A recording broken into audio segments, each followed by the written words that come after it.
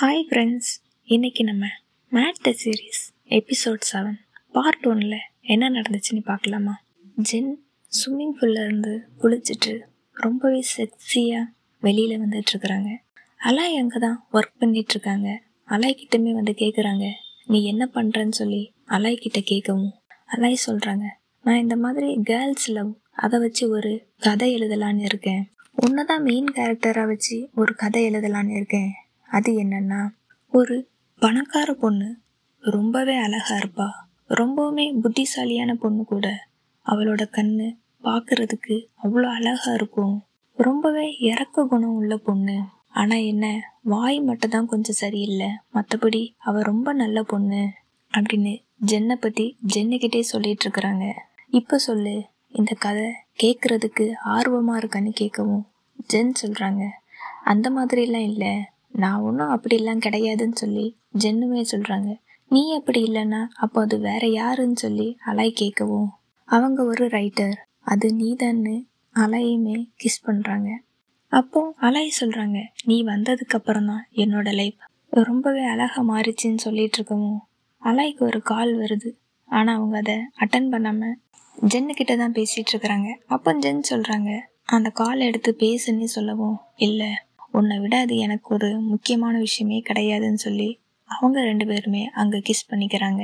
இங்கே இன்னொரு பக்கம் சிங்க் அவனோட திங்ஸ் எல்லாமே எடுத்து வச்சு பேக் பண்ணிகிட்ருக்கான். அப்போதான் தாட்டோட அம்மா சொன்னதை நினச்சி பார்க்குறான்.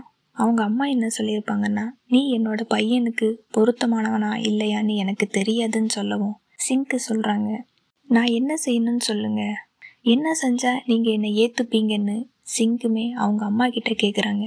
அப்போ அவங்க அம்மா என்ன சொல்கிறாங்கன்னா, நான் உனக்கு 1 மில்லியன் பாண்ட் உனக்கு நான் தர்றேன், அதை வச்சு நீ 3 வருஷத்தில் அதை 5 மில்லியன் பாண்டாக மாற்றணும். நீ மட்டும் அதை செஞ்சிட்டேன்னா நீ தாட்டுக்கு தகுதியானவன் அப்படின்னு நான் ஒத்துக்கிறேன்னு சொல்லி அவங்க அம்மாவுமே சொல்கிறாங்க. அதுக்கு சிங்குமே, நீங்கள் சொன்ன மாதிரி நான் கண்டிப்பாக செய்வேன், ஆனால் எனக்கு அந்த காசு தேவையில்லை, நானே சொந்தமாகவே இதை சம்பாதிச்சு இந்த 3 வருஷத்தில் 5 மில்லியன் பாண்ட் நான் சம்பாதிப்பேன்னு சொல்லி சிங்க்குமே சொல்கிறாங்க. சிங்க் அவனோட ஃபோனெல்லாம் ஆஃப் பண்ணி வச்சுட்டு அங்கே இருந்துமே கிளம்புறாங்க. அந்த நேரம் தான் தாட்டுமே சிங்குக்கு கால் பண்ணி பார்த்துருப்பாங்க. அவனோட கால் கனெக்டே ஆகாது. அலாயோட அம்மா தான் அலாய்க்குமே கால் பண்ணி பார்த்துருப்பாங்க, ஆனால் அலாய் எடுத்திருக்க மாட்டாங்க. இந்த விஷயம் ஜென்னுக்குமே தெரியும். ஜென் என்ன பண்ணுறாங்க, அலாயோட அம்மாவுக்கு ஒரு மெசேஜ் பண்ணுறாங்க, நீங்கள் சரியாக 11 மணிக்கு இந்த ஹோட்டலுக்கு வாங்க, நான் உங்களை பார்க்குறதுக்கு வர்றேன்னு சொல்லி அந்த மெசேஜ்லேயுமே இருக்குது. அலாயோட அம்மா அந்த மெசேஜ் பார்த்துட்டு ஜென் சொன்ன இடத்துக்கு கரெக்டாக வந்துடுறாங்க. ஜென் நேராக அவங்க அம்மா கிட்ட வந்து, என்ன ஞாபகம் இருக்கா, நான் தான் ஜென் லாங், உங்களுக்கு என்ன ஞாபகம் இருக்கான்னு கேட்கவும், ஆமாம், நீ அலாயோட ஃப்ரெண்டு தானே, என்ன ஒரு அதிசயம், நானுமே இன்னைக்கு அலாயை தான் பார்க்குறதுக்கு வந்திருக்கேன்னு சொல்லி அவங்க அந்த வாசலே பார்த்துட்ருக்காங்க.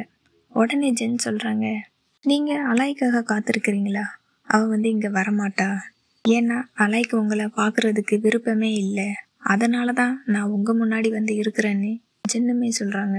என்ன, அலாய் உன் கூட தான் இருக்காளா, ரொம்ப நல்லது, நீ எனக்கு ஒரு உதவி பண்ணுறியா, என்னோட கணவரை 2 நாளாக அவரை காணோம், நீ உன்னோட அப்பாட்ட சொல்லி அவரை கண்டுபிடிக்கிறதுக்கு எனக்கு கொஞ்சம் உதவி பண்ண முடியுமான்னு அவங்க அம்மா ஜென் கிட்ட கேட்குறாங்க. எனக்கு ரொம்பவே ஆச்சரியமாக இருக்குது, என்னடா அவங்களோட பொண்ணை காணோம், ஆனால் இவங்க என்னடா அவங்க கணவரை தேடி வந்திருக்காங்கன்னுட்டு அவங்க அம்மா கிட்டேயுமே கேட்குறாங்க. ஆமாம், நீங்கள் ஏன் உங்கள் பொண்ணை தேடவே இல்லை, உங்கள் பொண்ணு மேலே உனக்கு அக்கறையே இல்லையான்னு சொல்லி ஜென்னுமே கேட்கவும் அவங்க அம்மாவுக்கு கொஞ்சம் கோவம் வருது. நீ வந்து அதை பற்றி பேசாத, உன்னால் கண்டிப்பாக ஹெல்ப் பண்ண முடியும், உன் அப்பா கிட்ட கேட்டு எனக்கு ஹெல்ப் பண்ண முடியுமான்னு திரும்ப திரும்ப அந்த விஷயத்த தான் சொல்லிகிட்ருக்காங்க. ஜென்னுக்குமே ரொம்ப கோவம் வந்துடுது. அங்கேருந்து உடனே கிளம்பிடுறாங்க. அலாயோட அம்மா, போகாத, நான் உன்கிட்ட கொஞ்சம் பேசணும், நெல்லுன்னு சொல்லவும் ஜென் அவங்கள விட்டு வந்துடுறாங்க. ஜென்னும் அலாயுமே ஒர்க் பண்ணிகிட்ருக்குறாங்க. அப்போ அலாய் ஜென்கிட்ட ஒரு கிளாஸ் பால் எடுத்துகிட்டு வந்து, இதை குடி, நீ ரொம்பவே டயர்டாக இருக்கன்னு சொல்லி கொடுக்குறாங்க. அப்போ ஜென் என்ன சொல்கிறாங்க, என்னோட வேலை இன்னுமே முடியலை, இதை முடிச்சுட்டு சாப்பிட்றேன்னு சொல்லவும், அப்போது நான் வேணும்னா ஊட்டி விடவா, ஆனால் என்ன, என்னோட வாயை யூஸ் பண்ணி தான் ஊட்டி விடுவேன்னு சொல்லவும் ஜென்னுமே சிரிக்கிறாங்க. அப்போ அலாய் சொல்கிறாங்க, நம்ம ஃப்யூச்சரில் ஒரு வீடு வாங்கணும், அந்த வீடு எப்படி இருக்கணும், அழகா இருக்கணும்னு சொல்லி ஜென்னுக்கிட்டையுமே அதை பற்றி பேசிகிட்டு இருக்காங்க. அப்போ ஜென் என்ன சொல்கிறாங்க, நீ அந்த வீட்டுக்கு உன்னோட அம்மாவை கூப்பிட்டுட்டு வர போறியான்னு சொல்லி கேட்கவும் அலாய் சொல்கிறாங்க, நான் ரொம்பவே நல்ல மூடில் இருந்தேன், நீ என்னோட மூடை கொள்ளுற மாதிரி பேசுகிற, தயவு செஞ்சு இந்த மாதிரி நீ பேசாதன்னு சொல்லி அலாயுமே சொல்கிறாங்க. சரி ஓகே, நான் அப்படி பேசலைன்னு ஜென் சொல்லிட்டு அங்கே இருக்கிற பால் எடுத்து குடிக்கிறாங்க. அவங்க குடிக்கிறத பார்த்துட்டு நான் உனக்கு தொடச்சி விடுறேன்னு சொல்லி அவங்க லிப்ஸில் கிஸ் பண்ணுறாங்க. கிஸ் பண்ணிவிட்டு இது ரொம்பவே நல்லா இருக்கு, இதுக்கு பேர் தான் மில்க்கு கிஸ்ன்னு அலாயுமே சொல்கிறாங்க. நீயும் இதை ட்ரை பண்ணுறியா, ரொம்பவே நல்லா இருக்கும்னு சொல்லிட்டு அலாயுமே அந்த கிளாஸில் இருந்த பால் எடுத்து குடிக்கிறாங்க. அலாய் குடித்ததும் ஜென் அவங்க லிப்ஸில் கிஸ் பண்ணிவிட்டு ஜென் சொல்கிறாங்க, ஆமாம் இது ரொம்பவே நல்லா இருக்குன்னு சொல்லிட்டு 2 பேருமே கிஸ் பண்ணிக்கிறாங்க. அப்படியே அந்த கிஸ்ஸை கண்டினியூ பண்ணிவிட்டு அவங்க ரூமுக்குமே போகிறாங்க. ஜென் அவங்க வீட்டில் லஞ்சு சாப்பிட்றதுக்காக வர சொல்லியிருப்பாங்கல்ல, ஜென் இங்கே வந்திருக்கிறாங்க. அப்போது கிரேட்டுக்கிட்டையுமே பேசுகிறதுக்கு ட்ரை பண்ணுறாங்க. ஒரு கேக் பாக்ஸை கொண்டு போய் கொடுக்குறாங்க. ஆனால் கிரேட் பதிலுக்கு எதுவுமே பேசலன்னு சொல்லிட்டு ஜென் அந்த பாக்ஸையுமே வச்சுட்டு வரவும், நீ ஒரு சாரி கூட கேட்க மாட்டியான்னு சொல்லி கிரேட்டுமே கேட்குறாங்க. உடனே ஜென்னுமே சாரி என்னை மன்னிச்சிருன்னு சொல்லி கேட்கவும் கிரேட்டுமே நார்மல் ஆயிட்டாங்க. இவங்க எல்லாருமே டைனிங் டேபிளில் இருந்து ஒன்றா சேர்ந்து சிரித்து சாப்பிட்டுட்டு இருக்கிறாங்க. அப்போ அவங்க அம்மா சொல்கிறாங்க, நம்ம எல்லாரும் ஒன்றா சேர்ந்து சாப்பிட்டு ரொம்ப நாளாச்சு, நம்ம எல்லாரும் ஒரு ஃபோட்டோ எடுத்துக்கலாமான்னு கேட்கவும் கிரேட்டுமே நம்ம எல்லாரும் ஒரு செல்ஃபி எடுக்கலான்னு சொல்லி அவங்க எல்லாருமே ஒரு செல்ஃபி எடுத்துகிட்டு ரொம்பவே ஹாப்பியாக இருக்காங்க. அப்போ ஜென்னோட அப்பா, நீ படித்து முடிச்சுட்டு என்ன பண்ணலான்னு இருக்கேன்னு ஜென்னுக்கிட்டேயுமே கேட்கவும், நான் ஒரு கேலரி ஷாப் தான் ஓப்பன் பண்ண போகிறேன்னு ஜென்னுமே சொல்கிறாங்க. அப்போது என்னோட பிஸ்னஸை யாருமே பார்த்துக்க போகிறது இல்லையான்னு கேட்கவும், அதான் கிரேட் இருக்கான்ல, கிரேட்டு பார்த்துப்பான்னு சொல்கிறாங்க. அப்போ டிவியில் ஒரு நியூஸ் பார்க்குறாங்க. அந்த நியூஸில் என்ன இருக்குன்னா, அலாயோட ஸ்டெப் ஃபாதர் இறந்துருப்பாங்கல்ல, சுட்டு கொன்று இருப்பாங்க. அந்த நியூஸை தான் அந்த டிவியிலையுமே பார்க்குறாங்க. இதை பார்த்ததும் ஜென்னுக்கு ரொம்பவே ஷாக் ஆகுது. அவங்களால அங்கே இருக்க முடியல, எனக்கு இப்போ ஒரு வேலை இருக்குது, நான் இப்போ உடனே போகணும்னு சொல்லி ஜென் அங்கேருந்து கிளம்புறாங்க. வீட்டுக்கு வந்ததும் அவங்க அங்கிள்கிட்ட கால் பண்ணி பேசலான்னு சொல்லி ஃபோனை எடுக்கவும், அப்போ அந்த நேரம் அலாயுமே வீட்டுக்கு வந்துடுறாங்க. அலாயை பார்த்ததும் ஜென் அவங்கள போய் ஹக் பண்ணிக்கிறாங்க. அலாய் சொல்கிறாங்க, ஒன்றும் பிரச்சனை இல்லையே, நீ நல்லா தானே இருக்கேன்னு சொல்லவும், இல்லை நான் உன்னை மிஸ் பண்ணுறேன், ஆனால் நீ என்னை விட்டு போய் 2 மணி நேரம் தான் ஆச்சு, அதுக்குள்ளே நீ என்னை மிஸ் பண்ணுறியானே அலாயுமே கேட்குறாங்க. ஜென்னுக்கு என்ன சொல்கிறதுன்னு தெரில. அம்மா சாப்பாடு கொடுத்து விட்டாங்க, உனக்கு பசிக்குதா சொல்லு, நம்ம சேர்ந்து சாப்பிட்லான்னு சொல்லி ஜென் அவங்கள சாப்பிட்றதுக்காக கூப்பிட்டு போயிடுறாங்க.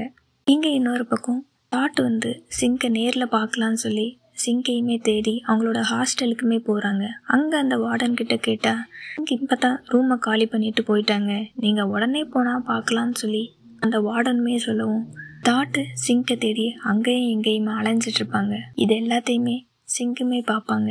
சிங்குக்கு ரொம்பவே கஷ்டமாக இருக்கும். நம்ம தாட்டுக்கிட்ட சொல்லிட்டே போகலான்னு சொல்லி சிங்கு தாட்டுக்குமே கால் பண்ணுவாங்க. இவங்க கால் அட்டன் பண்ணதும் தாட்டு, சிங்க் எங்கே இருக்க, நான் உனக்கு எவ்வளோ நேரம் கால் பண்ணேன், உனக்கு காலே போக மாட்டேங்குது, என்னாச்சு, எங்கே தான் இருக்க, தயவு செஞ்சு சொல்லு அப்படின்னு ரொம்பவே பதட்டமாக தாட் கேட்டுட்ருப்பாங்க. சிங்க் என்ன சொல்லுவாங்கன்னா, இதுதான் நான் உனக்கு பண்ணுற கடைசி காலாக இருக்கும், நீ புரிஞ்சுப்பேன்னு நினைக்கிறேன்னு சிங்குமே சொல்லவும், தாட்டுக்கு என்ன சொல்கிறதுனே தெரில. நீ எங்கே இருக்க அதை ஃபஸ்ட்டு சொல்லு. நீ சுற்றி எல்லா இடத்தையுமே தேடி பார்ப்பாங்க. அப்போ தான் சிங்க் இருக்கிறத தாட்டுமே பார்ப்பாங்க. நான் உன்னை பார்த்துட்டேன், நீ அங்கேயே இரு, நான் இப்போ வர்றேன்னு சொல்லி ரொம்பவே வேகமாக ஓடி போய் பார்ப்பாங்க. தாட்டு வர்றதை பார்த்ததும் சிங்க் அங்கேருந்து கிளம்பிடுவான். இங்கே பார்த்தா சிங்க் அங்கே இருக்க மாட்டாங்க. தாட்டுக்கு ரொம்பவே கஷ்டமாக போயிடும். அந்த இடத்துல ஒரு சின்ன பொம்மை மட்டும் வச்சுட்டு சிங்க் போயிருப்பாங்க. இதோட இந்த பாட்டு முடியுது.